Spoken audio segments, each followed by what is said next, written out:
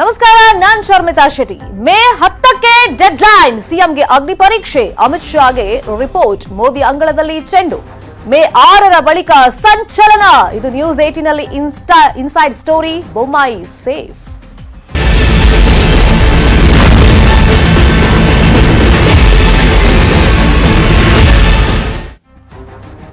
ರಾಜ್ಯಕ್ಕೆ ಅಮಿತ್ ಶಾ ಬಂದ್ ಹೋದ ಮೇಲೆ ಒಂದಿಷ್ಟು ಸಂಚಲನ ಸೃಷ್ಟಿಯಾಗಿದೆ. ರಾಜ್ಯ ಬಿಜೆಪಿ ನಾಯಕರಿಗೆ ಅಮಿತ್ ಶಾ ಹಾಗಾದ್ರೆ ಏನ್ ಹೇಳಿದ್ದಾರೆ? ಸದ್ಯಕ್ಕೆ ಸಿಎಂ ಸೇಫ್. ಹಾಗಾದ್ರೆ ಮುಂದಿನ ನಿರ್ಧಾರಗಳು ಏನೇನಾಗಿರುತ್ತೆ? ಈ ಬಗ್ಗೆ ರಾಜ್ಯ ಬಿಜೆಪಿ ವಲಯದಲ್ಲಿ ಈಗ ಚರ್ಚೆ ಆರಂಭ ಆಗಿದೆ.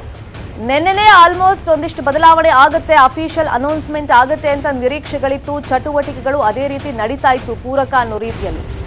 ಆದ್ರೆ ಒಂದಿಷ್ಟು ಮೀಟಿಂಗ್ಗಳು ಕ್ಯಾನ್ಸಲ್ ಆದ್ಮೇಲೆ ಗೊತ್ತಾಯ್ತು ಸೊ ನಿನ್ನೆ ಏನು ಆಗೋದಿಲ್ಲ ಅಂತ. ಆದ್ರೆ ಮೇ 10ಕ್ಕೊಂದು ಡೆಡ್ಲೈನ್ ಅನ್ನ ಕೊಟ್ಟಿದ್ದಾರಂತೆ. ಅದಾದ್ಮೇಲೆ ಏನ್ ಬೇಕಾದ್ರೂ ಆಗಬಹುದು ಅಂತ ಈಗ ಚರ್ಚೆಗಳಾಗ್ತಾ ಇದೆ. ಇನ್ನು ನ್ಯೂಸ್ 18 ಕನ್ನಡದಲ್ಲಿ ಬಿಜೆಪಿಯ ಇನ್ಸೈಡ್ ಎಕ್ಸ್ಕ್ಲೂಸಿವ್ ಸ್ಟೋರಿಯನ್ನ, ಮಾಹಿತಿಯನ್ನ ನಾವು ಕೊಡ್ತೀವಿ. ಈಗ ರಾಜ್ಯಕ್ಕೆ ಅಮಿತ್ ಶಾ ಬಂದ್ ಹೋದ್ಮೇಲೆ ಸಂಚಲನ ಉಂಟಾಗಿರೋದು. ಅಲ್ಲಿಗೆ ನಿನ್ನೆ ಸಿಎಂ ಮೀಟ್ ಮಾಡಿದ್ರು, ಒಂದಿಷ್ಟು ಹಿರಿಯ ನಾಯಕರನ್ನ ಮೀಟ್ ಮಾಡಿದ್ರು. ಆ ಟೈಮ್ನಲ್ಲಿ ಏನೆಲ್ಲ ಸಲಹೆ ಸೂಚನೆಗಳನ್ನ ಕೊಟ್ಟಿದ್ದಾರೆ ಅದ್ರ ಬಗ್ಗೆನೂ ಮಾಹಿತಿ ಕೊಡ್ತೀವಿ. ನಾಯಕತ್ವ ಬದಲಾವಣೆ ಆಗೇ ಬಿಡ್ತು ಅನ್ನೋ ಹಂತಕ್ಕೆ ಬಂದಿತ್ತು. ಆದ್ರೆ ಅಲ್ಲಿಗೆ ಒಂದು ವಿರಾಮವನ್ನ ಕೊಟ್ಟಂತೆ ಕಾಣ್ತಾ ಇದೆ. ಸದ್ಯಕ್ಕೆ ಸಿಎಂ ಬಸವರಾಜ ಬೊಮ್ಮಾಯಿ ಸೇಫ್ ಆಗಿದಾರಂತೆ.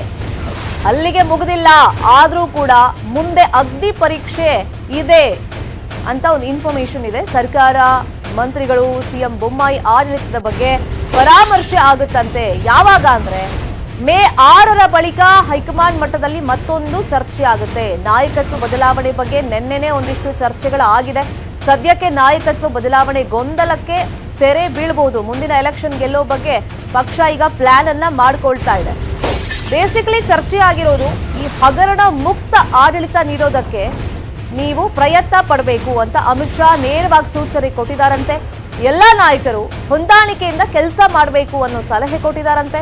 ನಾಯಕತ್ವದ ವಿಚಾರ ನೀವು ಬಿಟ್ಟಾಕಿ, ಆಡಳಿತದ ಕಡೆ ನೀವು ಗಮನ ಕೊಡಿ ಅಂತ ಅಮಿತ್ ಶಾ ಅವರು ಸೂಚನೆಯನ್ನ ಕೊಟ್ಟಿದ್ದಾರಂತೆ. ಇನ್ನು ನಾಯಕತ್ವ ಬದಲಾವಣೆ ವಿಷಯ ಏನಿದೆ ಅದು ಹೈಕಮಾಂಡ್ಗೆ ಬಿಟ್ಟಂತ ವಿಷಯ. ಸುಮ್ಮನೆ ಇಲ್ಲಿ ಊಹಾಪೋಹದ ಹೇಳಿಕೆ ಏನೇನೋ ಬರುತ್ತೆ, ಗಾಳಿ ಸುದ್ದಿ ಬರುತ್ತೆ ಅಂತ ಆ ಕಡೆ ನೀವು ಗಮನ ಕೊಡಕ್ ಹೋಗ್ಬೇಡಿ. 2023ರ ಎಲೆಕ್ಷನ್ ಗೆಲ್ಲೋಕೆ ಒಗ್ಗಟ್ಟಿನಿಂದ ಪ್ಲಾನ್ ಮಾಡ್ಬೇಕು ನಾಯಕರೆಲ್ಲ ಅಂತ ಸೂಚನೆಯನ್ನ ಕೊಟ್ಟಿದ್ದಾರಂತೆ. ಇದು ಅಮಿತ್ ಶಾ ಅವರು ನಿನ್ನೆ ರಾಜ್ಯಕ್ಕೆ ಬಂದಂತ ಟೈಮ್ನಲ್ಲಿ ಕೊಟ್ಟಿರುವಂತ ಸೂಚನೆಗಳು. ರಾಜ್ಯದ ಬಿಜೆಪಿ ನಾಯಕರಿಗೆ ಮತ್ತೆ ಸಿಎಂಗೂ ಕೂಡ, ಸರ್ಕಾರ, ಮಂತ್ರಿ ಮತ್ತೆ ಸಿಎಂ ಒಂದು ಕೋಆರ್ಡಿನೇಷನ್ ಇರಬೇಕು. ಹಗರಣ ಮುಕ್ತ ಸರ್ಕಾರವನ್ನ, ಆಡಳಿತವನ್ನ ನೀವು ಕೊಡಬೇಕು ಜನರಿಗೆ ಅಂತ ಸಲಹೆಯನ್ನ ಕೊಟ್ಟಿದ್ದಾರಂತೆ. ಇನ್ನು ನಾಯಕತ್ವ ಬದಲಾವಣೆ ಬಗ್ಗೆ ನಿನ್ನೆನೂ ಕೂಡ ಒಂದಿಷ್ಟು ಚರ್ಚೆಗಳು ಆಗಿದೆ. ಸದ್ಯಕ್ಕೆ ನಾಯಕತ್ವ ಬದಲಾವಣೆ ಗೊಂದಲಕ್ಕೆ ನಿನ್ನೆಯಿಂದ ಒಂದಿಷ್ಟು ತೆರೆ ಬಿದ್ದಿದೆ. ಇದೇ ವಿಚಾರವಾಗಿ ಮತ್ತಷ್ಟು ಮಾಹಿತಿಯನ್ನ ಕೊಡೋದಕ್ಕೆ ನೇರ ಸಂಪರ್ಕದಲ್ಲಿ ಜಾಯಿನ್ ಆಗಿದ್ದಾರೆ ನಮ್ಮ political bureau head Chidanand Patel. Chidanand Patel, ನಿನ್ನೆನೇ ಒಂದು ಕ್ಲೈಮ್ಯಾಕ್ಸ್ ಸಿಗಬಹುದು ನಾಯಕತ್ವ ಬದಲಾವಣೆ ವಿಷಯಕ್ಕೆ ಅಂತ ನಾವು ನಿರೀಕ್ಷೆ ಇಟ್ಕೊಂಡಿದ್ವಿ. ಬಿಕಾಸ್ ಆ ಬದಲಾವಣೆಗಳು ಅಥವಾ ಅದಕ್ಕೆ ಪೂರಕ ಅನ್ನುವಂತೆ ಬೆಳವಣಿಗೆಗಳು ಆತರ ನಡೀತಾ ಇತ್ತು ರಾಜ್ಯ ಬಿಜೆಪಿಯಲ್ಲಿ. ಬಟ್ ಒಂದು ಕಾಮ ಬಿದ್ದಂಗೆ, ವಿರಾಮ ಬಿದ್ದಂಗೆ ಕಾಣಿಸ್ತಾ ಇದೆ. ಹಾಗಾದ್ರೆ ಇದೇನ್ ಡೆಡ್ಲೈನ್ ಕೊಟ್ಟಿರೋದು? ನಿನ್ನೆ ಏನ್ ಸೂಚನೆ ಕೊಟ್ಟಿದ್ದಾರೆ ಹಾಗಾದ್ರೆ ಅಮಿತ್ ಶಾ ಅವರು? ಶರ್ಮಿತಾ ಶೆಟ್ಟಿ, ನಿನ್ನೆ ಅಮಿತ್ ಶಾ ಬಂದ ಸಂದರ್ಭದಲ್ಲಿ ಯಾವುದೇ ಸಭೆಯನ್ನ ಮಾಡಿಲ್ಲ. ಆರಂಭದಲ್ಲಿ ಬೆಳಿಗ್ಗೆ ಒಂದು ಬ್ರೇಕ್ಫಾಸ್ಟ್ ಮೀಟಿಂಗ್ ಅನ್ನು ಮಾಡಿದ್ರು. ಆ ಬ್ರೇಕ್ಫಾಸ್ಟ್ ಮೀಟಿಂಗ್ ಅಲ್ಲಿ ಮುಖ್ಯಮಂತ್ರಿ ಬಸವರಾಜ ಬೊಮ್ಮಾಯಿ ಜೊತೆ ಸುಮಾರು 15ರಿಂದ 20 ನಿಮಿಷ ಅಮಿತ್ ಶಾ ಅವರು ಮಾತುಕತೆ ನಡೆಸಿದ್ರು. ಮಾತುಕತೆ ಸಂದರ್ಭದಲ್ಲಿ ಪ್ರಮುಖವಾಗಿ ಅಮಿತ್ ಶಾ ಅವರಿಗೆ ರಾಜ್ಯದಲ್ಲಿ ಎಲ್ಲೊಂದ್ ಕಡೆ ಸದ್ದು ಮಾಡ್ತಿರ್ತಕ್ಕಂಥ ಹಗರಣಗಳ ವಿಚಾರ, ಇದು ಎಲ್ಲೊಂದ್ ಕಡೆ ಸಾರ್ವಜನಿಕರಲ್ಲಿ ತಪ್ಪು ಸಂದೇಶ ಹೋಗ್ತಿರುವಂತದ್ದು. ಬಿಜೆಪಿ ಸರ್ಕಾರ ಇರ್ತಕ್ಕಂಥ ಸಂದರ್ಭದಲ್ಲಿ ಹಗರಣಗಳು ಪ್ರಸ್ತಾಪ ಆಗಬಾರ್ದು, ಹಗರಣಗಳು ಯಾವುದೇ ಇದ್ರೂ ಕೂಡ ಪಾರದರ್ಶಕವಾಗಿ ತನಿಖೆ ಆಗಬೇಕು, ಪಾರದರ್ಶಕವಾಗಿ ತನಿಖೆ ಆಗಿ ಆರೋಪಿತರಿಗೆ ಶಿಕ್ಷೆ ಆಗಬೇಕು. ಆ ಮುಖಾಂತರ ಸಾರ್ವಜನಿಕರಲ್ಲಿ ಮತ್ತು ರಾಜ್ಯದ ಜನರಲ್ಲಿ ವಿಶ್ವಾಸವನ್ನ ಮೂಡಿಸ್ಬೇಕಂತ ಹೇಳಿ ಏನು ಸೂಕ್ಷ್ಮವಾಗಿ ಹೇಳಿದ್ರು. ಇದೇ ಸಂದರ್ಭದಲ್ಲಿ ಎಲ್ಲ ಒಂದ್ ಕಡೆ ನಾವು ಕರ್ನಾಟಕದ ಸಂಬಂಧಪಟ್ಟಾಗೆ ಬಿಜೆಪಿ ಹೈಕಮಾಂಡ್ ಎಲ್ಲ ಒಂದ್ ಕಡೆ ಸೂಕ್ಷ್ಮವಾಗಿ ನೋಡ್ತಾ ಇದೆ. ಮತ್ತು ಇಲ್ಲಿ ನಡೆತಿರ್ತಕ್ಕಂಥ ಡೆವಲಪ್ಮೆಂಟ್ಸ್ ಇರ್ಬೋದು, ಅದು ಮಂತ್ರಿ ಮಹೋದಯರ ವರ್ಕ್ ಇರ್ಬೋದು, ಪಕ್ಷ ಸಂಘಟನೆ ಇರ್ಬೋದು, ಮುಖ್ಯಮಂತ್ರಿಗಳ ಪರ್ಫಾರ್ಮೆನ್ಸ್ ಇರ್ಬೋದು, ಎಲ್ಲವನ್ನೂ ಕೂಡ ನಾವು ಸೂಕ್ಷ್ಮವಾಗಿ ಗಮನಿಸ್ತಿದ್ದೇವೆ. ಜೊತೆಗೆ ಈ ಸಂಬಂಧಪಟ್ಟಾಗೆ ಹೈಕಮಾಂಡ್ ಈಗಾಗಲೇ ಒಂದು ಮಟ್ಟದ ಸಭೆಯನ್ನು ನಡೆಸಿದೆ. ಮತ್ತೆ ನಾವು ಸಭೆಯನ್ನು ನಡೆಸ್ತೀವಿ. ಪ್ರಧಾನಿ ನರೇಂದ್ರ ಮೋದಿ ಅವರು ದೇಶಕ್ಕೆ ವಾಪಸ್ ಹಿಂದಿರುಗಿದ ನಂತರ, ವಿದೇಶಿ ಪ್ರವಾಸದಿಂದ ಹಿಂದಿರುಗಿದ ನಂತರ ನಾವು ಮತ್ತೆ ಸಭೆಯನ್ನ ಸೇರ್ತೀವಿ. ಸಭೆ ಸಂದರ್ಭದಲ್ಲಿ ನಾವು ಅಷ್ಟರೊಳಗಡೆ ಮುಖ್ಯಮಂತ್ರಿಗಳ ಪರ್ಫಾರ್ಮೆನ್ಸ್ ಹಿಡಿದು ಮಂತ್ರಿ ಮಹೋದಯರ ಪರ್ಫಾರ್ಮೆನ್ಸ್ ಮ್ಯಾನೇಜ್ಮೆಂಟ್ ಹಿಡಿದು ಸರ್ಕಾರದ ನಡವಳಿ ಮತ್ತು ಸರ್ಕಾರ ಏನೆಲ್ಲ ಮಾಡಿದೆ ಮತ್ತು ಚುನಾವಣೆಗೆ ಏನೆಲ್ಲ ತಯಾರಿ ನಡೆಸಿದೆ ಮತ್ತು ಸಂಬಂಧಪಟ್ಟ ಹಾಗೆ ಸಂಪೂರ್ಣವಾಗಿ ಕೂಲಂಕುಷವಾಗಿ ಪರಿಶೀಲಿಸಿ ಸಭೆಯನ್ನ ನಡೆಸಿ ನಮ್ಮ ಮುಂದಿನ ನಿರ್ಧಾರವನ್ನು ತಿಳಿಸ್ತೀವಿ ಅನ್ನೋ ಮುಖಾಂತರ ಮತ್ತೆ ಮುಖ್ಯಮಂತ್ರಿಗಳ ಒಂದ್ ಕಡೆ ಸಣ್ಣದಾಗಿ ಟೆನ್ಷನ್ ಕೊಟ್ಟಿದ್ದಾರೆ ಅಂತ ಹೇಳ್ಬೋದು. ಯಾಕಂತ ಹೇಳಿದ್ರೆ ಮೇ 6 ನಂತರ ಬಿಜೆಪಿ ಹೈಕಮಾಂಡ್ ನಾಯಕರು ಮತ್ತೆ ಒಂದು ರಾಜ್ಯದ ವಿಚಾರವಾಗಿ ಸಭೆ ಸೇರುವ ಸಾಧ್ಯತೆ ಇದೆ ಅಂತ ಹೇಳಲಾಗ್ತದೆ. ಆ ಮುಖಾಂತರ ನಾಯಕತ್ವ ಬದಲಾವಣೆ ವಿಚಾರ, ಸಂಪುಟ ಪುನಾರಚನೆಯೋ ಅಥವಾ ವಿಸ್ತರಣೆಯೋ, ಪುನಾರಚನೆ ಆದ್ರೆ ಯಾರೆಲ್ಲ ಸಚಿವರನ್ನು ಕೈ ಬಿಡಬೇಕು, ಯಾರನ್ನ ತೆಗೆದುಕೊಳ್ಬೇಕು ಅಥವಾ ಡಿಸಿ ಹುದ್ದೆಯನ್ನ ಸೃಷ್ಟಿ ಮಾಡ್ಬೇಕೆಂಬುದರ ಬಗ್ಗೆ ಅಂತಿಮವಾಗಿ ತೀರ್ಮಾನವನ್ನು ತೆಗೆದುಕೊಳ್ಳಲಾಗ್ತದೆ. ಒಟ್ಟಾರೆ ಮುಖ್ಯಮಂತ್ರಿ ಬಸವರಾಜ ಬೊಮ್ಮಾಯಿ ಅವರಿಗೆ ರಾಜ್ಯದಲ್ಲಿ ಪ್ರಸ್ತಾಪ ಆಗ್ತಿರ್ತಕ್ಕಂಥ ಹಗರಣಗಳ ವಿಚಾರ ಸಂಬಂಧಪಟ್ಟಾಗೆ ಅಮಿತ್ ಶಾ ಅವರು ಖುದ್ದು ಪ್ರಸ್ತಾಪ ಮಾಡುವ ಮುಖಾಂತರ ನೀವು ಅಭಿವೃದ್ಧಿಯತ್ತ ಗಮನ ಕೊಡಿ, ಜನರ ಪರವಾಗಿ ನಿಂತ್ಕೊಳ್ಳಿ, ಸಾರ್ವಜನಿಕರಿಗೆ ವಿಶ್ವಾಸವನ್ನು ಮೂಡಿಸುವಂತ ಸರ್ಕಾರ ಇದಾಗ್ಲಿ, ಅಭಿವೃದ್ಧಿ ವಿಚಾರ ಅಜೆಂಡಾವನ್ನು ಇಟ್ಕೊಂಡು ಮುಂದಿನ ಚುನಾವಣೆಗೆ ಹೋಗ್ಬೇಕಾಗಿದೆ. ಯಾವುದೇ ಭಾವನಾತ್ಮಕ ವಿಚಾರದ ಮೇಲೆ ನಂಬಿಕೆ ಇಡಬೇಡಿ. ಉತ್ತರ ಪ್ರದೇಶದಲ್ಲಿ ಕೂಡ ಅಭಿವೃದ್ಧಿ ವಿಚಾರವಾಗಿ ಚುನಾವಣೆಗೆ ಹೋಗಿದ್ರಿಂದಲೇ ಯೋಗಿ ಆದಿತ್ಯನಾಥ್ ಅವರು ಗೆಲ್ಲಲಿಕ್ಕೆ ಕಾರಣ ಆಯ್ತು, ಮತ್ತೆ ನಮ್ಮ ಸರ್ಕಾರ ಬರ್ಲಿಕ್ಕೆ ಕಾರಣ ಆಯ್ತು. ಹಾಗಾಗಿ ತಾವು ಅಭಿವೃದ್ಧಿ ಅಜೆಂಡವನ್ನೇ ಮನಸ್ಸಲ್ಲಿ ಇಟ್ಕೊಂಡು ತಾವು 24x7 ಕೆಲಸ ಮಾಡ್ಬೇಕಾಗಿದೆ. ತಮ್ಮ ಕೆಲಸದಲ್ಲಿ ಮತ್ತಷ್ಟು ವೇಗವನ್ನು ಆಗುತ್ತೆ ಅನ್ನೋ ಮುಖಾಂತರ ಎಲ್ಲೊಂದ್ ಕಡೆ ಸದ್ಯಕ್ಕೆ ನಿಮ್ಮ ನಾಯಕತ್ವ ಈಗ ಸೇಫ್ ಆದ್ರೆ ಮುಂದೆ ಪ್ರಧಾನಿ ನರೇಂದ್ರ ಮೋದಿ ಅವರು ವಿದೇಶದಿಂದ ವಾಪಸ್ ಬಂದ ನಂತರ ಮುಂದಿನ ನಿರ್ಧಾರವನ್ನು ತೆಗೆದುಕೊಳ್ತೇನೆ. ಪಟೇಲ್ ಯತ್ನಾಳ್ ನಿನ್ನೆ ಒಂದು ಸ್ಟೇಟ್ಮೆಂಟ್ ಅನ್ನ ಕೊಟ್ಟಿದ್ರು ಮೀಡಿಯಾ ಮುಂದೆ ಬಂದು, 10ನೇ ತಾರೀಕು ಮೇಲ್ ನೋಡಿ ಬದಲಾವಣೆ ಆಗುತ್ತೆ ಅಂತ ಹೇಳಿದ್ರು. ಸೊ ಅವರ ಒಂದು ಬಾಂಬ್ ನಿನ್ನೆ ಸಿಡಿಸಿದ ಮೇಲೆ ಆ ಸ್ಟೇಟ್ಮೆಂಟ್ ಮುಖಾಂತರ ಸೊ 10ನೇ ತಾರೀಕು ತನಕ ಹಾಗಾದ್ರೆ ವೇಟ್ ಮಾಡಿ ನೋಡ್ಬೇಕಾ ಅಂತಾನು ಚರ್ಚೆಗಳು ಆಗ್ತಾ ಇತ್ತು. ನಿನ್ನೆ ಹಾಗಾದ್ರೆ ಏನು ಆಗಲ್ಲ ಅಂತ. ಹಾಗಾದ್ರೆ ಯತ್ನಾಳ್ ಭವಿಷ್ಯ ನಿಜ ಆಗುತ್ತಾ? ಶರ್ಮಿತಾ ಶೆಟ್ಟಿ ಈ ಹಿಂದೆ ಕೂಡ ಬಸನಗೌಡ ಪಾಟೀಲ್ ಯತ್ನಾಳ್ ಅವರು ಯಡಿಯೂರಪ್ಪನವರು ಚೇಂಜ್ ಆಗ್ತಾರೆ ಅಂತೇಳಿ ಅನೇಕ ಬಾರಿ ಹೇಳಿದ್ರು. ಅಂತಿಮವಾಗಿ ಅವರು ಚೇಂಜ್ ಆದ್ರು. ನಾವು ಇಲ್ಲಿ ಯಾರ ಹೇಳಿಕೆಗಳನ್ನು ಇಲ್ಲಿ ಉಪೇಕ್ಷೆ ಮಾಡುವಂತಿಲ್ಲ. ಯಾಕಂತ ಹೇಳಿದ್ರೆ ಬಸನಗೌಡ ಪಾಟೀಲ್ ಯತ್ನಾಳ್ ರವರು ಬಿಜೆಪಿ ಹಿರಿಯ ನಾಯಕರು ಹೌದು, ಅವ್ರದೇ ಆದ ಸಂಪರ್ಕಗಳಿರ್ತಕ್ಕಂಥದ್ದು. ಒಟ್ಟಾರೆ ಕರ್ನಾಟಕ ರಾಜ್ಯದಲ್ಲೆಲ್ಲ ಒಂದ್ ಕಡೆ ನಾಯಕತ್ವ ಬದಲಾವಣೆ ವಿಚಾರವಾಗಿ ಹೈಕಮಾಂಡ್ ನಲ್ಲಿ ಮತ್ತು ರಾಜ್ಯದ ಮಟ್ಟದಲ್ಲಿ ಚರ್ಚೆ ಆಗ್ತಿರೋದಂತೂ ನಿಜ.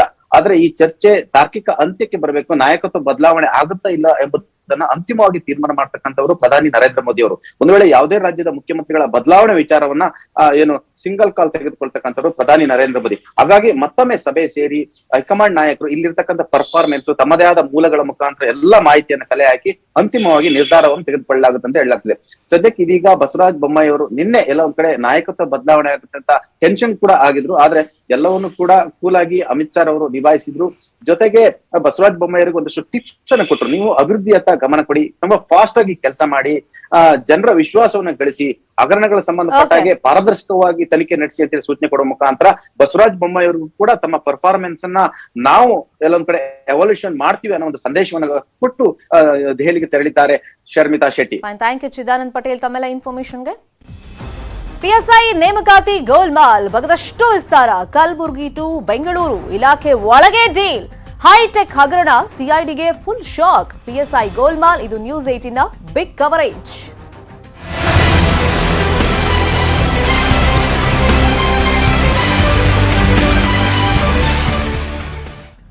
ಪಿಎಸ್ಐ ನೇಮಕಾತಿ ಪರೀಕ್ಷೆಯಲ್ಲಿ ಅಕ್ರಮ ಪ್ರಕರಣ ಸಂಬಂಧ ಸಿಐಡಿ ತನಿಖೆ ನಡೆಸ್ತಾ ಇದೆ. KSISF sub inspector Yashwant Gowda CID ವಶಕ್ಕೆ ಹೋಗಿದ್ದಾರೆ. ಬೆಂಗಳೂರು ಮೂಲದ ಯಶವಂತ್ ಗೌಡ ಸಿಐಡಿ ವಶಕ್ಕೆ ಹೋಗಿರೋದು. ಈಗ ಪರೀಕ್ಷೆಯಲ್ಲಿ ಬೆಂಗಳೂರಲ್ಲೂ ಈತ ಪಾಸ್ ಆಗಿದ್ದ. ಯಾಕಂದ್ರೆ ಬೇರೆ ಬೇರೆ ಸೆಂಟರ್ಗಳಲ್ಲೂ ಅಕ್ರಮ ನಡೆದಿದೆ ಅನ್ನೋ ವಿಷಯಗಳು ಈಗ ತನಿಖೆ ಸ್ಟಾರ್ಟ್ ಆದ್ಮೇಲೆ ದಿನಗಳದಂತೆ ಬಹಿರಂಗ ಆಗ್ತಾ ಇದೆ. ಬೇರೆ ಬೇರೆ ಸೆಂಟರ್ಗಳಲ್ಲಿ ಯಾವ ತರ ಅಕ್ರಮ ಆಗಿತ್ತು, ಯಾರು ಕುಂಭಕ್ಕೆ ಕೊಟ್ಟು, ಸೊ ಈ ಬಗ್ಗೆ ಅಭ್ಯರ್ಥಿಗಳು ಒಂದಿಷ್ಟು ಇನ್ಫಾರ್ಮೇಶನ್ ಅನ್ನ ವಿಚಾರಣೆ ಸಂದರ್ಭದಲ್ಲಿ ಬಾಯ್ಬಿಟ್ಟಿದ್ದಾರೆ. ಈಗ ಕಳೆದ 22ನೇ ತಾರೀಕು ದಾಖಲಾತಿ ಪರಿಶೀಲನೆಯನ್ನ ಸಿಐಡಿ ಅಧಿಕಾರಿಗಳು ನಡೆಸಿದ್ರು. ಬೆಂಗಳೂರಿನ ಸಿಐಡಿ ಕಚೇರಿಯಲ್ಲಿ ದಾಖಲಾತಿ ಎಲ್ಲ ತಗೊಂಬರಕ್ಕೆ ಹೇಳಿದ್ರು ಅಭ್ಯರ್ಥಿಗಳಿಗೆ. ದಾಖಲಾತಿ ಪರಿಶೀಲನೆ ಮುಗಿಸಿ ಯಶವಂತ್ ಗೌಡ ವಾಪಸ್ ಆಗಿದ್ರು. ನಾಗನಹಳ್ಳಿ ಟಿಟಿಸಿ ತರಬೇತಿ ಕೇಂದ್ರದಲ್ಲಿ ಸಿಐಡಿ ಯಶವಂತ್ ಗೌಡನ ವಶಕ್ಕೆ ಪಡ್ಕೊಂಡಿದ್ದಾರೆ. ಬೆಂಗಳೂರಿಗೆ ಈಗ ಕರ್ಕೊಂಡು ಬರ್ತಾ ಇದೆ ಸಿಐಡಿ ಟೀಮ್. ಇನ್ನು ಇವರು ರಾಜ್ಯ ಕೈಗಾರಿಕಾ ಭದ್ರತಾ ಪಡೆಯ ಇನ್ಸ್ಪೆಕ್ಟರ್ ಆಗಿದ್ದಾರೆ ಯಶವಂತ್ ಗೌಡ. ಇನ್ನು ಈ ಹಗರಣದಲ್ಲಿ ಪಾತ್ರ ಯಾವ ತರ ಇದೆ ಅನ್ನೋದನ್ನ ಸಿಐಡಿ ಪೊಲೀಸರು ವಿಚಾರಣೆ ನಡೆಸಿದಂತ ಸಂದರ್ಭದಲ್ಲಿ ಗೊತ್ತಾಗುತ್ತೆ. ಬಟ್ ದಾಖಲಾತಿಗಳ ಪರಿಶೀಲನೆಯನ್ನ ಮಾಡಿದ ಮೇಲೆ ಬಿಟ್ಟು ಕಳಿಸಿದ್ರು. ಬಹುಶಃ ಅದಾದ್ಮೇಲೆ ಒಂದಿಷ್ಟು ಅವರಿಗೆ ಅನುಮಾನ ಬಂದಿದೆ ಅಂತ ಕಾಣಿಸುತ್ತೆ. ಹಾಗಾಗಿ ಈಗ ವಶಕ್ಕೆ ಪಡ್ಕೊಂಡಿದ್ದಾರೆ. ಬೆಂಗಳೂರಿಗೆ ಅವ್ರನ್ನ ಕರ್ಕೊಂಡ್ ಬರ್ತಿದ್ದಾರೆ ಯಶವಂತ್ ಗೌಡರನ್ನ. ಬೆಂಗಳೂರಲ್ಲೇ ಅವ್ರು ಪಾಸ್ ಆಗಿದ್ದಿದ್ದು.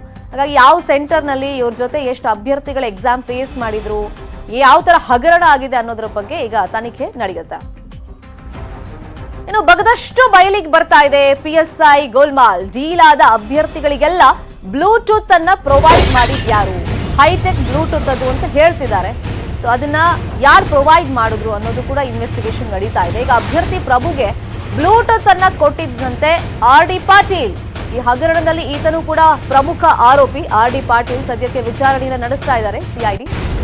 ಬ್ಲೂಟೂತ್ ಅನ್ನ ಕೊಟ್ಟಿದ್ಯಾರು ಅಂತ ಪ್ರಭು ಡ್ರಿಲ್ ಮಾಡಿದಂತ ಟೈಮ್ನಲ್ಲಿ CID ಪೊಲೀಸರು ಆತನನ್ನ ವಿಚಾರಣೆಗೆ ಒಳಪಡಿಸಿದಂತ ಸಂದರ್ಭದಲ್ಲಿ RD ಪಾಟೀಲ್ ಹೆಸರನ್ನ ಹೇಳಿದಾನಂತೆ.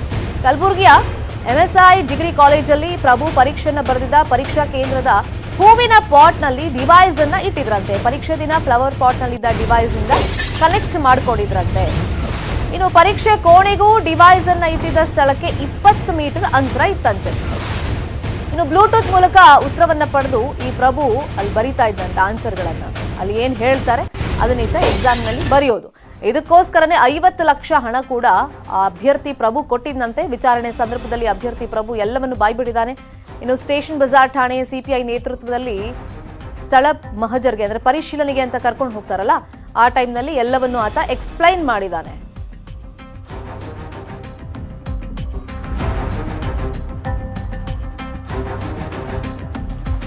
ಇನ್ನು ಈ ಬಗ್ಗೆ ನಮ್ಮ ಕಲಬುರಗಿ ಪ್ರತಿನಿಧಿ ಅರುಣ್ ಕುಮಾರ್ ಕದಂ ನಡೆಸಿರುವಂತಹ ಪ್ರತ್ಯಕ್ಷ ವರದಿ ನೋಡೋಣ. PSI ಪರೀಕ್ಷೆ ಹಗರಣ ಬಗೆದಷ್ಟು ಹಗರಣ ಬಯಲಾಗ್ತದೆ. ಈ ಒಂದು ಪರೀಕ್ಷಾ ಕೇಂದ್ರದಲ್ಲೂ ಕೂಡ ಒಂದು ಅಭ್ಯರ್ಥಿ ಒಂದು ಪರೀಕ್ಷೆಯನ್ನ ಬರೆದಂತದ್ದು. ಈಗ ನಾವು ಕಲಬುರಗಿಯ ಒಂದು MSI ಡಿಗ್ರಿ ಕಾಲೇಜಿನಲ್ಲಿದ್ದೀವಿ. ನನ್ನ ಆ ಬಲಭಾಗದಲ್ಲಿ ನೋಡಬಹುದು, ಈ ಒಂದು ಡಿಗ್ರಿ ಕಾಲೇಜಿನಲ್ಲಿ ಇದು ಎಂಟ್ರೆನ್ಸ್. ಆ ಎಂಟ್ರೆನ್ಸ್ ಅಲ್ಲೇ ಕೂಡ ಯಾರು ಅಭ್ಯರ್ಥಿಗಳು ಬರ್ತಾರೆ ಆ ಬಂದಂತ ಅಭ್ಯರ್ಥಿಗಳಿಗೆ ಚೆಕ್ ಮಾಡಿ ಒಳಗಡೆ ಬಿಡ್ತಾರೆ. ಅದಾದ ನಂತರ ಅವರಿಗೆ ಬಯೋಮೆಟ್ರಿಕ್ ಅನ್ನ ವ್ಯವಸ್ಥೆ ಮಾಡ್ತಾರೆ. ಬಯೋಮೆಟ್ರಿಕ್ ಮಾಡಿ ಬಂದಾಗ ಇಲ್ಲಿ ಗೊತ್ತಾಗುತ್ತೆ ಅನ್ನೋ ಕಾರಣಕ್ಕಾಗಿ ಈ ಪ್ರಭು ಅನ್ನೋ ಅಭ್ಯರ್ಥಿ ಏನ್ ಮಾಡ್ತಾನೆ, ಈ ಕಾಲೇಜಿಗೆ ಒಂದು ದಿನ ಮೊದಲೇ ಬಂದು ಈ ಒಂದು ಇಲ್ಲಿ ಬಂದಂತ ಸಂದರ್ಭದಲ್ಲಿ ಅವತ್ತು ಏನು ಬ್ಲೂಟೂತ್ ಮತ್ತೆ ಅದರ ಡಿವೈಸ್ ಅನ್ನ ಎಲ್ಲಿ ಇಡಬೇಕಂತಂದ್ರೆ ಪ್ಲಾನ್ ಕೂಡ ಮಾಡ್ತಾನೆ. ಅದಾದ ಬಳಿಕ ಅಲ್ಲಿ ಒಳಗಡೆಯಿಂದ ಏನಾದ್ರು ಬ್ಲೂಟೂತ್ ಮತ್ತೆ ಡಿವೈಸ್ ಅನ್ನ ತಗೊಂಡ್ಬಂದ್ರೆ ಎಲ್ಲ ಗೊತ್ತಾಗುತ್ತೆ ಅನ್ನೋ ಕಾರಣಕ್ಕಾಗಿ ಆತ ಏನ್ ಮಾಡ್ತಾನೆ ಅಂತಂದ್ರೆ ಮೊದಲೇ ಬಂದು ಇಲ್ಲಿ ಒಂದು ಬ್ಲೂಟೂತ್ ಮತ್ತೆ ಡಿವೈಸ್ ಅನ್ನು ಇಲ್ಲಿ ಇಟ್ಟಿರ್ತಾನೆ. ಈ ಒಂದು ಏನು ಪಾಟ್ಗಳಿದಾವೆ, ಇಲ್ಲಿ ಸುಮಾರು ಪಾಟ್ಗಳನ್ನ ಇಡಲಾಗಿದೆ. ಈ ಇದ್ದಂತ ಏನು ಇದು ಪಾಟ್ ಇದೆ, ಈ ಪಾಟ್ ನಲ್ಲಿ ಒಂದು ದಿನ ಅಡ್ವಾನ್ಸ್ ಅನ್ನ ಬಂದು ಈ ಪಾಟ್ ಅಲ್ಲಿ ಡಿವೈಸ್ ಮತ್ತೆ ಬ್ಲೂಟೂತ್ ಅನ್ನು ಇಟ್ಟಿರ್ತಾನೆ. ಯಾವಾಗ ಅದು ಗೊತ್ತಾಗುತ್ತೆ ಅನ್ನೋ ಕಾರಣಕ್ಕೆ ಬ್ಲೂಟೂತ್ ಮತ್ತೆ ಡಿವೈಸ್ ಅನ್ನು ಇಲ್ಲಿ ಇಟ್ಟು ಏನು ಪರೀಕ್ಷಾ ಕೇಂದ್ರ ಏನು ಪರೀಕ್ಷೆ ಸ್ಟಾರ್ಟ್ ಆಗುತ್ತೆ ಅವತ್ತಿನ ದಿನ ಬಂದು ಪರೀಕ್ಷೆಗೆ ಬಂದ ನಂತರ ಇಲ್ಲಿ ಬಂದು ಒಂದು ಕೂತ್ಕೊಂಡಾಗ ಮಾಡಿ ಅಲ್ಲಿಂದ ಇದ್ದಂತ ಬ್ಲೂಟೂತ್ ಮತ್ತೆ ಡಿವೈಸ್ ಅನ್ನ ತೆಗೆದುಕೊಂಡು ಇಲ್ಲಿ ನನ್ನ ಬಲಭಾಗದಲ್ಲಿ ನೋಡಬಹುದು ಆ ಬಾತ್ರೂಮ್ ಏನಿದೆ, ಆ ಬಾತ್ರೂಮ್ ಅಲ್ಲಿ ಹೋಗಿ ಅದು ಡಿವೈಸ್ ಅನ್ನ ಮತ್ತೆ ಬ್ಲೂಟೂತ್ ಅನ್ನ ತಗೊಂಡು ಏನು ಡಿವೈಸ್ ಅನ್ನ ಒಳಗಡೆ ಹಾಕೊಂಡು ಅದಾದ ನಂತರ ಬ್ಲೂಟೂತ್ ಅನ್ನ ಕಿವಿಯಲ್ಲಿ ಹಾಕಿಕೊಂಡು ಎಕ್ಸಾಮ್ಗೆ ಅಪೇರ್ ಆಗ್ತಾನೆ. ಈ ಒಂದು ಪ್ರಭು ಏನಿದ್ದಾನೆ ಈತ ಚಂದ್ರಕಾಂತ್ ಅಂತ ಏನು RD ಪಾಟೀಲ್ ಇದ್ದಾನೆ, RD ಪಾಟೀಲ್ ಏನು ಆಡಿಟರ್ ಆದಂತ ಚಂದ್ರಕಾಂತ್ ಮುಖಾಂತರ ಈ ಒಂದು ಡೀಲ್ ಅನ್ನ ಕುದುರಿಸ್ಕೊತಾರೆ. ಸುಮಾರು 50 ಲಕ್ಷಕ್ಕೆ ಡೀಲ್ ಅನ್ನ ಕುದುರುತ್ತೆ. ಆದ್ರೆ ಆತ ಅಲ್ಲಿಂದ ಡಿವೈಸ್ ಗಳನ್ನ ಮತ್ತೆ ಏನು ಬ್ಲೂಟೂತ್ ಅನ್ನ ತೆಗೆದುಕೊಂಡು ಇದೇ ಒಂದು ಕೋಣೆಯಲ್ಲಿ ಆತನಿಗೆ ಎಕ್ಸಾಮ್ ಅನ್ನ ಬರೆದಿರ್ತಾನೆ. ಬಂದಂತ ಸಂದರ್ಭದಲ್ಲಿ ಇದು ಕೂತ್ಕೊಂಡ ನಂತರ ಇದೇ ಆತನ ಏನು ಎಕ್ಸಾಮ್ ಬರೆದಂತ ಎಕ್ಸಾಮ್ ಸೆಂಟರ್ ಇದು. ಇಲ್ಲಿಯೇ ಒಂದು ಟೇಬಲ್ ಗಳನ್ನ ಹಾಕಿ ಅವರಿಗೆ ಎಕ್ಸಾಮ್ ಅನ್ನ ಅರೇಂಜ್ ಅನ್ನ ಕೂಡ ಮಾಡಲಾಗಿತ್ತು. ಈ ಮಾಡಿದಂತ ಸಂದರ್ಭದಲ್ಲಿ ಆತ ಬ್ಲೂಟೂತ್ ಅನ್ನ ಯೂಸ್ ಮಾಡ್ಕೊಂಡು ಬರೆದಿರ್ತಾನೆ. ಬರೆದಾದ ನಂತರ ಯಾವಾಗ ಜ್ಞಾನಜ್ಯೋತಿ ಇಂಗ್ಲಿಷ್ ಮಾಧ್ಯಮ ಶಾಲೆಯಲ್ಲಿ ಸುಮಾರು 7 ಜನ ಅಭ್ಯರ್ಥಿಗಳು ಸಿಕ್ಕಾಕೋತಾರೆ. ಅದಾದ ನಂತರ ಇವರಿಗೆ ಏನು ಗೊತ್ತಾಗುತ್ತೆ, RD ಪಾಟೀಲ್ 8 ದಿನಗಳ ನಂತರ ಏನು CID ಅಧಿಕಾರಿಗಳಿಗೆ ತಮ್ಮ ಮಾಹಿತಿಯನ್ನು ನೀಡ್ತಾನೆ. ಇದು ಒಂದೇ ಸೆಂಟರ್ ಅಲ್ಲ, ಬೇರೆ ಸೆಂಟರ್ ಅಲ್ಲೂ ಕೂಡ ನನ್ನ ಅಭ್ಯರ್ಥಿಯನ್ನ ಎಕ್ಸಾಮ್ ಬರೆದಿದ್ದಾನಂತ ಪ್ರಭುನ ಬಗ್ಗೆ ಮಾಹಿತಿಯನ್ನು ಕೊಡ್ತಾರೆ. ಇನ್ನು ಹಲವು ಅಭ್ಯರ್ಥಿಗಳು ಇಂತಹ ಒಂದು ಏನು ಅಕ್ರಮದಲ್ಲಿ ಭಾಗಿಯಾಗಿರ್ಬೋದು ಅನ್ನೋ ಮಾಹಿತಿ ಕೂಡ CID ಅಧಿಕಾರಿಗಳು ಕಲೆ ಹಾಕ್ತಾ ಇದ್ದಾರೆ. ಅರುಣ್ ಕುಮಾರ್ ಕದಂ, ನ್ಯೂಸ್ 18 ಕನ್ನಡ, ಕಲಬುರಗಿ. ಈಗ ಅಕ್ರಮ ಮಾಡಿದವ್ರಿಗೆ ಶಿಕ್ಷೆ ಮಾಡಿ ನಮ್ಗೆ ಯಾಕೆ ಶಿಕ್ಷೆ ಕೊಡ್ತಿದ್ದೀರಾ ಅಂತ ಪ್ರತಿಭಟನೆ ಮಾಡ್ತಾ ಇದ್ದಂತ ಅಭ್ಯರ್ಥಿಗಳು ಕಣ್ಣೀರನ್ನ ಹಾಕ್ತಿದ್ರು, ಮಾಧ್ಯಮದ ಮುಂದೆ ಹೇಳ್ತಾ ಇದ್ರು. ಟಾಪರ್ಗಳು ಕೂಡ ನಮ್ಗೆ ಅನ್ಯಾಯ ಮಾಡಬೇಡಿ ಅಂತ ಕೇಳ್ತಾ ಇದ್ರು. ಆದ್ರೆ ಇದರಲ್ಲಿ ಟಾಪರ್ಗಳು ಇನ್ವಾಲ್ವ್ ಆಗಿದ್ದಾರೆ ಅಕ್ರಮದಲ್ಲಿ, ಈ ಸಂಶಯ ಮೂಡ್ತಾ ಇದೆ. ಏನ್ ಕಾರಣ? ಅವಾಗ ಇನ್ಫಾರ್ಮೇಶನ್ ಕೊಡ್ತೀವಿ ಬ್ರೇಕ್ ಆದ್ಮೇಲೆ. 1, 2, 3 big breaking. Welcome back. PSI ಪರೀಕ್ಷೆ ನೇಮಕಾತಿಯಲ್ಲಿ ಅಕ್ರಮ ಪ್ರಕರಣದ ತನಿಖೆ ನಡೀತಾ ಇದೆ. ಈಗ ಮಹಿಳಾ ವಿಭಾಗದಲ್ಲಿ ಟಾಪರ್ ಆದ್ರೂ ಕೂಡ ಕಣ್ಣೀರನ್ನ ಹಾಕಿದ್ರು ಟಾಪರ್ ಆಗಿದ್ದಂತ ರಚನಾ ವಿರುದ್ಧ FIR ಕೂಡ ದಾಖಲಾಗಿತ್ತು. PSI ಪರೀಕ್ಷೆ ನೇಮಕಾತಿಯಲ್ಲಿ ಈಗ ಬಗದಷ್ಟು ಈ ಹಗರಣ ನಡೆದಿದೆ. ಯಾರ್ಯಾರ ಕಡೆ ಈಗ ಬೊಟ್ಟು ಮಾಡಿ ತೋರಿಸ್ಬೇಕು ಅಂತ ಅಭ್ಯರ್ಥಿಗಳು ಹೇಳ್ತಾ ಇದ್ದಾರೆ. ವಿಚಾರಣೆ ಸಂದರ್ಭದಲ್ಲಿ ಅವ್ರನ್ನೂ ಈಗ ವಿಚಾರಣೆ ನಡೆಸ್ತಾ ಇದ್ದಾರೆ. ಸ್ಥಳ ಪರಿಶೀಲನೆ ಕೂಡ ಆಗ್ತಾ ಇದೆ. ಈಗ ಟಾಪರ್ ಆಗಿದ್ರು ಕೂಡ ರಚನಾ ಕಣ್ಣೀರ್ ಹಾಕಿದ್ರು. ಅವ್ರ ಮೇಲೆ ಅನುಮಾನ ಬಂದು FIR ದಾಖಲಾಗಿತ್ತು. ವಿಜಯಪುರ ಜಿಲ್ಲೆಯ ಬಸವನ ಬಾಗೇವಾಡಿಯ ರಚನಾ 3 ದಿನಗಳಿಂದ ಸಂಪರ್ಕಕ್ಕೆ ಸಿಗ್ತಾ ಇಲ್ವಂತೆ. ರಚನಾ ಸಂಪರ್ಕ ಇಲ್ಲದೆ ಕುಟುಂಬಸ್ಥರು ಕಂಗಾಲಾಗಿದ್ದಾರೆ. ರಚನಾ ಜೊತೆಗಿದ್ದ ಆಕೆಯ ಸಹೋದರನ ಸಂಪರ್ಕವೂ ಸಿಗ್ತಾ ಇಲ್ಲ ಅಂತೆ. ಬಡ ಕುಟುಂಬವಾದ ನಮಗೆ ಅಷ್ಟು ದುಡ್ಡು ಕೊಡೋಕೆ ಸಾಧ್ಯನಾ ಅಂತ ಪೋಷಕರು ಕೇಳ್ತಾ ಇದ್ದಾರೆ. ರಚನಾ ವಿರುದ್ಧದ ಆರೋಪಗಳು ಸುಳ್ಳು ಅಂತ ಕುಟುಂಬಸ್ಥರು ಹೇಳ್ತಾ ಇದ್ದಾರೆ. ಆದ್ರೆ 3 ದಿನಗಳಿಂದ ರಚನಾ ಎಲ್ಲಿ ಹೋದ್ರು, ಇನ್ನು ಅವ್ರ ಸಹೋದರರು ಈ ಕಾಂಟ್ಯಾಕ್ಟ್ ಸಿಗ್ತಾ ಇಲ್ಲ. ನಮ್ದು ಬಡ ಕುಟುಂಬ ಅನ್ನೋದು ಪೋಷಕರ ಅಳಲು. 402 ಒಂದು ಐತಲ್ಲ, ಅದು ಒಂದು ಫಿಸಿಕಲ್ ಮಾಡ್ಕೊಂಡು ಆಕೆ 3 ಸಲ ಫಿಸಿಕಲ್ ಮಾಡ್ಕೊಂಡು 2 ಸಲ ಪೇಪರ್ ಬರೆದು 2 ಫೇಲ್ ಆದ್ರು. ಒಂದು ಬೆಂಗಳೂರು ಬರ್ದಿದ್ರು, ಒಂದು ತುಮಕೂರು ಬರ್ದಿದ್ರು, 2 ಫೇಲ್ ಆದ್ರು. ಇದೊಂದು ಬರೆದು ಸೆಲೆಕ್ಟ್. ಈ ಸರಿ ಎಲ್ಲಿ ಬರ್ದಿದ್ರು? ಬೆಂಗಳೂರಾಗ. ಅದು ಎಲ್ಲಿ 5 ನನಗೆ ಗೊತ್ತಿಲ್ಲ. ನಾವು ಅನ್ಕೊಂಡು ನೀವು ಹೇಳಿದ್ದೆ ನಾವು ಕೇಳ್ಬೇಕು. 5 ಕಡೆ ಅದಾವ ಅಂತ ಬೆಂಗಳೂರಾಗ ಬರ್ದ. 3ನೇ ಸರಿ ಪಾಸ್ ಆದ್ರು. ಹೇಳ್ತೀನಿ, ಅವತ್ತು ಪಾಸ್ ಆದ್ರು, ಇವತ್ತು ಬರ್ತದೆ, ನಾಳೆ ಬರ್ತದೆ, ಇವತ್ತು ಇಷ್ಟು ಲೇಟು ಆಯ್ತದು. ಬಂದು ಆಯ್ತು, ರಿಸಲ್ಟ್ ಆಯ್ತು ಅಂತ ಹುಡುಗಿ ಎಲ್ಲರೂ ಸ್ತಬ್ದಾರಿ. ಇದು ಹೆಂಗ್ ಫಸ್ಟ್ ಸೀಟೇ ನಂದೇ, ರಿಸಲ್ಟ್ ನಂದೇ ಐತಿ ಅಂತ ಹುಡುಗಿ ಹೇಳಿದ್ದು. ಎಲ್ಲ ಕಣ್ಣಾಡಿ ಧಾರಾಕಾರವಾಗಿ ಹೇಳಿತ್ತು. ಹೆಂಗಿದ್ವು ಆಗಿಂದಾಗ ಇವೆಲ್ಲ ಫೋನ್ಗಳು ಬರಾಕ ಹಚ್ಚಿದ್ವು. ಹಿಂಗಾಗ್ಯದ ಅಷ್ಟೇ, ಮತ್ತೊಂದು ಏನಿಲ್ಲ. ನಮ್ಗೇನು ಇದ್ರ ವಿಷಯ ಗೊತ್ತಿಲ್ಲ. ರೊಕ್ಕದ ಎಲ್ಲಿ ದುಡ್ಡಿಂದ ಎಲ್ಲೂ ನಮ್ಗೆ ಗೊತ್ತಿಲ್ಲ. ಕೇಳ್ಕೊರೆ, ಸುತ್ತ 4 ಮಂದಿನ ಎಲ್ಲಾರು ಕೇಳ್ಕೊರಿ. ಇಲ್ಲಿ ಏನೈತಿ ಇವ್ರ ಮನಿ ಪರಿಸ್ಥಿತಿ ಹಂಗದ, ಎಲ್ಲಾರು ದುಡ್ಡು ಕೊಟ್ಟಾರ, ಎಲ್ಲಾರು ಕೇಳ್ಕೊರಿ. ಅದ್ರಾಗ ಏನದ ಪ್ರತಿಭಟನೆಗೆ ಹೋದ್ರು. 50 ಮಂದಿನ ಒಳಗೆ ತಗೊಂಡಾರಂತ್ರಿ ಅವ್ರು. ಅಣ್ಣ 50 ಮಂದಿನ ಒಳಗೆ ತಗೊಂಡಾರ, ನೀವು ಊರಿಗೆ ಹೋಗು ಅಂತ ಮಗದ್ ಹೇಳ್ಯಾಳ. ಮಗ ಬಂದಿಲ್ರಿ, ಹುಡುಗಿ ಹೆಣ್ಣು ಹುಡುಗಿನ ಒಬ್ಬಕಿನೇ ಹೆಂಗ್ ಬಿಟ್ಟು ಹೋಗ್ಲಿ ಅಂತ ಅಲ್ಲೇ ಉಳ್ದ. ನಾವು ಅವ್ರು ಎಲ್ಲಿಟ್ಟಾರ ಗೊತ್ತಿಲ್ಲ, ಗೊತ್ತಿಲ್ರಿ. ಅದೇ ಸಮಸ್ಯೆ ಆಗಿದೆ. ವಿಕ್ರಮ್ ಅವರು ನಿಮ್ ಸಂಪರ್ಕ ಗೊತ್ತಿಲ್ರಿ, ಅಲ್ಲಿ ವಿಷಯನೇ ಗೊತ್ತಿಲ್ಲ. ಮನವಿ ಏನ್ ಮಾಡಕ್ ಅವ್ರ ಸರ್ಕಾರ ಹೆಂಗಿರ್ತ ನಾವು ಹಂಗೆ. ಆಕೆ ಏನ್ ರಿಸಲ್ಟ್ ನಾ ಇನ್ನ 10 ಸಲ ಬರೋದ್ ಗೆದಿತೀನೋ ಅಂತ ತಾಕತ್ ನನಗೈತಿ. ಬರ್ಲಿ ಏನ್ ಎಕ್ಸಾಮ್ ಎಕ್ಸಾಮ್ ಮಾಡೋಲ್ಲ ನನ್ಗೇನ್ ಮಾಡೋದು ಅಂತ ಹೇಳಿ ಹೋಗ್ಯಾಡ್ರಿ ಹುಡುಗಿ. ಮಾಡ್ಯಾಳ, ಇನ್ನ 10 ಪರೀಕ್ಷೆ ಬರ್ಕೊಂಡ್ ಬರೋದ್ ನಾ ಪಾಸ್ ಆಗ್ತೀನಿ ಅಂತ ದಮ್ ಐತಿ ನನಗ, ಮಾಡ್ಯಾಳ ಅಂತ ಹೇಳಿ ಹೋಗ್ಯದ ಹುಡುಗಿ. ನಮ್ ತಾಯಿ ಕಷ್ಟಪಟ್ಟು 25 ವರ್ಷದಿಂದ ಕಷ್ಟಪಟ್ಟು ನಾನು ಓದ್ಯಾಳ. ನನ್ನ ತಂದಿಲ್ಲ ಹೆಣ್ಮಗಳು ಅಂತ ನಾನು ತಂದೆ ಬಿಟ್ಟು ಹೋಗ್ಯಾನ. ನಮ್ಮವ್ವ ಕಲಿಸಿದ್ದು, ನಾ ಎಲ್ಲಿ ಏನು ಮಾಡಿಲ್ಲ ಇದನ್ನ ಅಂತ ಹೇಳ್ಯಾಳ. ಆಮೇಲೆ ಇದು ಏನು ಕಾಗದ ಎಲ್ಲ OMR ಸೀಟ್ ಅವೆಲ್ಲ ತಗೊಂಡು ಹೋದ್ಲಲ್ರಿ. 20ನೇ ತಾರೀಕು ಒಟ್ಟು ಒಳಗೆ ತಗೊಂಡಾರಿ ಅವರು ಸರ್ಕಾರದವ್ರು. ಈಗಿನ ಎಲ್ಲ ಓರಿಜಿನಲ್ ಡೂಪ್ಲಿಕೇಟ್ ಇದ್ವು ಎಲ್ಲ ಒಳಗೆ ತಗೊಂಡಾರ ಅವರು. ಇವ್ನು ತಗೊಂಡು ಹೋದ್ನಾಗ ಎಷ್ಟು ಮಂದಿ ಇದ್ರು, 10 ಮಂದಿ ಏನೋ ಒಳಗೆ ತಗೊಂಡಾರಂತೆ ಅವ್ರು. ಇವು ಎಷ್ಟು ಮಂದಿ ಇದ್ರಿ ಹಿಂಗ ಒಳಗೆ ತಗೊಂಡಾರಂತ. ತಗೊಂಡು ತಮ್ಮ ಇವಕ್ಕಿಂದ ಎಲ್ಲ ಸೀಸ್ ಮಾಡಿ ಎಲ್ಲ ಕೇಳ್ಕೊಂಡ್ರಿ. ಹೆಂಗ್ ಬಂದೇವ ಹೆಂಗಿರ್ತ ಅದು ಇದ್ದ. ನಾ ನಿಮ್ಗೆ ಏನ್ ಹೇಳಿದ ವಿಷಯ ಅದನ್ನೇ ಹೇಳ್ಯಾಡ್ರಿ. ಹೇಳೇನಂದ, ನಮ್ಮಪ್ಪ ಇಲ್ಲ, ನಿಮ್ಮಪ್ಪ ಇಲ್ಲ. ಎಲ್ಲಿ ಹೇಳ್ದ್ರಿ ನಮ್ಮಪ್ಪ ಇಲ್ಲ ಅಂತ ಏನ್ ನೌಕರಿ ಮಾಡ್ತಿದ್ನೋ, ಎಲ್ಲಿ ಅದ ಸತ್ತಾನೋ ಹಿಂಗೆ ಕೇಳ್ಯಾರ ಅವ್ರು. ಹೆಣ್ಣಾಡ್ದ ಅಂತ ಬಿಟ್ರಿ. ಇದನ್ನ ಅವ್ರಿಗೆ ಹೇಳ ಬರೋಬ್ಬರಿ ನಿಮ್ಮ ಅಪ್ಪಗೆ ಬೂಟ ಇಟ್ಟಿಲ್ವ ನೀನು, ತಾಮ್ರದೊಂದು ಇದು ಐತಿ, ಬಳಿ ಐತಿ ಈಗಿನ ಕೈಯಾಗ, ಅದ್ರದ್ದು ಮೂಡಿಯದ ಅಂತ ಹೇಳ್ತಾರ. ಏನು ಗೊತ್ತಿಲ್ರಿ ಅದು. ಆಕಿನ ಇದ್ರಾಗ ಕೊಡುವಾಗ ಸ್ವಚ್ಛ ಅದ. ಈಗ ಏನಾಗಿ ಅವ್ರಿಗೆ ಕೊಡಾಕ್ ಹೋಗಿ ಅದ್ರ ಸ್ವಚ್ಛ ಐತಿ. ಈಗ ಅವ್ರ ಹೇಳಾಕತ್ತಾರ ಅದು ಏನ್ ಅದ್ರದ್ದು ಇದನ್ನ ಕೊಟ್ಟದ್ದು. ಇದನ್ನ ಫೋನ್ಯಾಗ ಹೊಡ್ಕೊಂಡ್ ಬಂದಾಳಕಿ ಅವ್ರಿಗೆ ಕೊಟ್ಟದ್ದು. ಅವ್ರಿಗೇನು ಕಾಗದ ಪತ್ರ ಒಟ್ಟು ಕೊಟ್ಟ ಅವ್ರು ಫೋನ್ಯಾಗ ಹೊಡ್ಕೊಂಡಾಡ್ರಿ. ಆಗಿ ನಾ ಕೊಡು ಮುಂದೆ ಸ್ವಚ್ಛ ಅದಾವ ಬಿಳಿ. ನಾನು ಹೆಂಗಿದ್ದು ನಮ್ಮ ಇದು ಮಾಡೀನಿ. ಆ ಮೇಲೆ ಈ ಮೇಲೆ 2 ತಾಲಿ ಮಾಡಿದ್ರೆ 2 ಒಂದೇ ಐತಿ. ಎಲ್ಲಿ ಏನೂ ಇಲ್ಲ. ಅದು ತಮ್ಮ ಸರ್ಕಾರ ಹೆಂಗೆ ಹೇಳ್ತದ ಗೊತ್ತಿಲ್ಲ. ಹೌದಿಲ್ಲ? ಇದು ಇಷ್ಟು ಬೆಂಗಳೂರಾಗ ಯಾವ ಸಿಕ್ಕಾವು? ಇಷ್ಟು ಮಂದಿಗೆ ಗುಲ್ಬರ್ಗ ಸಿಕ್ತು, ಬೆಂಗಳೂರಾಗ ಸಿಕ್ಕಾವ ಅಂತ ತೆಗೀರಿ ನೋಡೋಣ. ಸಿಕ್ಕಾವೇನು ಹೇಳ್ರಿ ನೀವು ಯಾವ ಇಂಥವು. ಮತ್ತೆ ಇಲ್ಲೇ ಯಾಕೆ ಇದು ಮಾಡಕತ್ತಾರ ನೀವು? ಜೊತೆ ಫಸ್ಟ್ ರ್ಯಾಂಕ್ ಬಂದಿದ್ರು ಅವರು. ಫಸ್ಟ್ ರ್ಯಾಂಕ್ ಬಂದವ್ರು. ಇದು ನಿಮಗೆ ಯಾಕೆ ಇದಾಯ್ತು? ಬಿಟ್ಟರೆ ಅವ್ರಿಗೆ ಕೊಟ್ಟರು ಅವ್ರಿಗೆ. 1 ದಿನ ಯಾಕೆ 2-3 ದಿನ ಹೊಡ್ಕೊಂಡ್ರು. 3ನೇ ದಪ್ಪ ಆಯ್ತು. ಏನ್ ನೀವು ಅವ್ರ ಬಾಯಿ ಮುಚ್ಚಿದ್ರೆ ನೀವು ಹಂಗಾರ. ಮತ್ತಷ್ಟು ಸುದ್ದಿ ನೋಡೋಣ ಬ್ರೇಕ್ ಆದ್ಮೇಲೆ. 1, 2, 3. Welcome back. ಸಾಲು ಸಾಲು ಸೋಲಿನಿಂದ ಕಂಗೆಟ್ಟ ಬಹುಭಾಷಾ ನಟಿ ಪೂಜಾ ಹೆಗಡೆ ಗೆಲುವಿಗಾಗಿ ದೇವರ ಮೊರೆ ಹೋಗಿದ್ದಾರೆ. ಉಡುಪಿ ಜಿಲ್ಲೆಯ ಕಾಪು ತಾಲೂಕಿನ ಮಾರಿಗುಡಿಗೆ ಭೇಟಿ ನೀಡಿದ ಪೂಜಾ ಹೆಗಡೆ ಕುಟುಂಬ ಸದಸ್ಯರೊಂದಿಗೆ ದೇವಿಗೆ ವಿಶೇಷ ಪೂಜೆಯನ್ನು ಸಲ್ಲಿಸಿದ್ದಾರೆ. ಬಾಲಿವುಡ್, ಸೌತ್ ಇಂಡಿಯಾ ಸಿನಿಮಾಗಳಲ್ಲಿ ನಟಿಸಿರುವ ಪೂಜಾ ಈ ಹಿಂದೆಯೂ ಸಾಲು ಸಾಲು ಚಿತ್ರಗಳಲ್ಲಿ ಸೋಲನ್ನ ಕಂಡಿದ್ರು. ಬಳಿಕ ದೇವಿಗೆ ಪೂಜೆ ಮಾಡಿಸಿದ್ರು. ಹಲವು ಚಿತ್ರಗಳಲ್ಲಿ ಗೆಲುವು ಪಡೆದಿದ್ರು. ರಾಧೇಶ, ಬೀಸ್ಟ್, ಆಚಾರ್ಯ ಸೋಲಿನ ಬಳಿಕ ಮತ್ತೆ ದೇವರ ಮೊರೆ ಹೋಗಿದ್ದಾರೆ.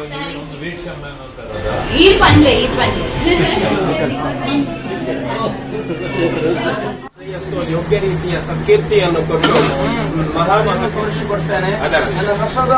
ಮುಂದೋಗ್ಲಿ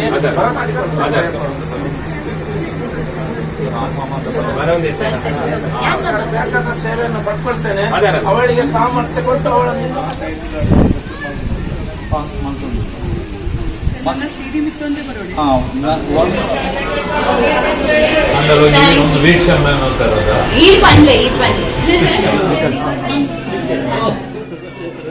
ಈಗ ಬಹುಭಾಷಾ ನಟಿ ಪೂಜಾ ಹೆಗ್ಡೆ ಟೆಂಪಲ್ ರನ್ ಮಾಡ್ತಿದ್ದಾರೆ. ಉಡುಪಿಯ ಕಾಪು ಮಾರಿಕಾಂಬ ದೇವಸ್ಥಾನಕ್ಕೆ ಅವರು ಬಂದು ವಿಶೇಷ ಪೂಜೆಯನ್ನ ಸಲ್ಲಿಸಿದ್ದಾರೆ. ಯಾಕಂದ್ರೆ ಇತ್ತೀಚೆಗೆ ರಾಧೇಶ್ಯಾಮ್ ಅದಾದ್ಮೇಲೆ ಬೀಸ್ಟ್ ರಿಲೀಸ್ ಆಗಿತ್ತು. ಬೀಸ್ಟ್ ಸೋಲಿಗೆ ಕಾರಣ ಪೂಜಾ ಹೆಗ್ಡೆ ಐರನ್ ಲೆಗ್ ಅಂತೆಲ್ಲ ವಿಜಯ್ ಅಭಿಮಾನಿಗಳು ಸೋಷಿಯಲ್ ಮೀಡಿಯಾದಲ್ಲಿ ಅದ್ರ ಬಗ್ಗೆ ಕಟುವಾಗಿ ಟೀಕೆ ಎಲ್ಲ ಮಾಡ್ತಾ ಇದ್ರು. ಸೊ ಆತರ ಕಮೆಂಟ್ಗಳನ್ನೆಲ್ಲ ಹಾಕ್ತಾ ಇದ್ರು. ಸೊ ಹಾಗಾಗಿ ಈಗ ಆಚಾರ್ಯನು ಈ ಸೋಲಿನ ಲಿಸ್ಟ್ಗೆ ಸೇರಿರೋದ್ರಿಂದ ಈಗ ಪೂಜಾ ಹೆಗ್ಡೆ ದೇವರ ಮೊರೆ ಹೋಗ್ತಾರೆ. ನನ್ನ ಸ್ಥಾನಭಾಗಕ್ಕೆ ಬಂದಿದ್ದಾರೆ. ಮೇಲ್ಕಾಲಪ್ಪ ಶಿಶುವಿನ ಭವಿಷ್ಯದಲ್ಲಿ ಉಜ್ವಲ ಭವಿಷ್ಯದ ದಾರಿಯನ್ನು ತೋರಿಸಿಕೊಡ್ತೇನೆ. ನನ್ನ ಪ್ರಸಾದವನ್ನು ಇಟ್ಕೊಂಡು ಮುಂದೋಗಿ ಬರತಕ್ಕಂಥ ಸರ್ವ ಸಂಕಷ್ಟವನ್ನ ಕಾಲಪುಟಕ್ಕೆ ಹಾಕೊಂಡು ಬೇಕಾದ ಅನುಗ್ರಹ ದಾರಿಯನ್ನು ಮಾಡಿಕೊಡ್ತೇನೆ.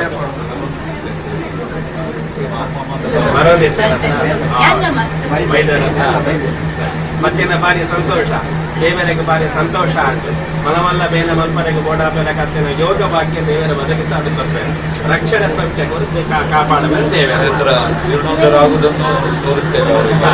ಆ ಪ್ರಕಾರ ಜೀರ್ಣೋದ್ಧಾರದ ಕೈಂಕರ್ಯಕ್ಕೂ ಕೂಡ ಯೋಗ್ಯ ರೀತಿಯ ಅನುಗ್ರಹ ಕೊಟ್ಟವರಿಗೂ ನೀನು ಕಾಪಾಡಬೇಕು ಅಂತ ಕೇಳ್ತಾ ಇದ್ದಾನೆ ತಾಯಿ. ಶಿಶುವಿನ ಕೈಯಲ್ಲಿ ಬೇಕಾದ ಸೇವೆಯನ್ನು ಪಡ್ಕೊಳ್ತೇನೆ. ಅವಳಿಗೆ ಸಾಮರ್ಥ್ಯ ಕೊಟ್ಟು ಅವಳನ್ನು ಇನ್ನು ಮುಂದಕ್ಕೂ ಬೇಕಾದಂತಹ ಜಾಗದಲ್ಲಿ ನಿಲ್ಲಿಸಿ ಅವಳ ಕೈಯಿಂದ ಸೇವೆಯನ್ನು ಈ ಸ್ಥಳ ಭಾಗದಲ್ಲಿ. ಇವಿಷ್ಟು ಸದ್ಯದ ನ್ಯೂಸ್ ಅಪ್ಡೇಟ್ಸ್. ನೋಡ್ತಾರೆ ನ್ಯೂಸ್ 18 ಕನ್ನಡ. ಜಾಲ ನಮ್ಮದು, ಬಲ ನಿಮ್ಮದು. 1, 2, 3 ಬಿಗ್ ಬ್ರೇಕಿಂಗ್.